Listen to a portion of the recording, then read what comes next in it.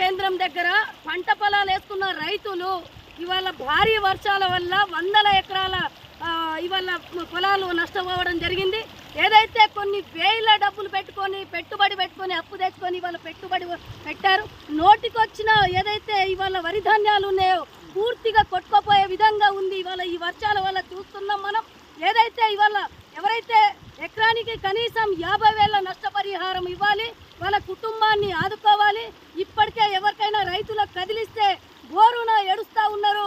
ఇవాళ కాయా కష్టం ఏదైతే 6 నెలల పాటు కష్టపడ్డం పంట నోటికొచ్చిన ధాన్యాన్ని ఇవాళ భారీ వర్షాల వల్ల ఇవాళ కొట్టుకుపోయే పరిస్థితి ఉంది. కొట్టుకున్నది ఇవాళ మొత్తం ఈ పంట మొత్తం నష్టపోయింది. ఇప్పటికైనా రైతులకు ఏదైతే అధికారులు ఉన్నారో సందర్శించాలి, పర్యవేక్షణ చెయ్యాలి, వెంటనే ప్రభుత్వం ఆదుకోవాలి, వీళ్ళకి నష్టపరిహారం ఇవ్వాలి అనేదే మేము డిమాండ్ చేస్తూ ఉన్నాం. అదేవిధంగా ఏదైతే ఇవాళ రోడ్లు చూసినాం, మొత్తం రోడ్లు కొట్టుకుపోయినాయి. శిథిల వ్యవస్థకు ఉన్న ఇళ్ళ నిర్మాణం చేయాలి, డబుల్ బెడ్రూమ్లు రోడ్లు ఏదైతే నిర్మాణం చేపట్టాలి. ఆ రకంగా ప్రభుత్వం చర్యలు చేపట్టే విధంగా ఇప్పటికే 2 రోజులైంది.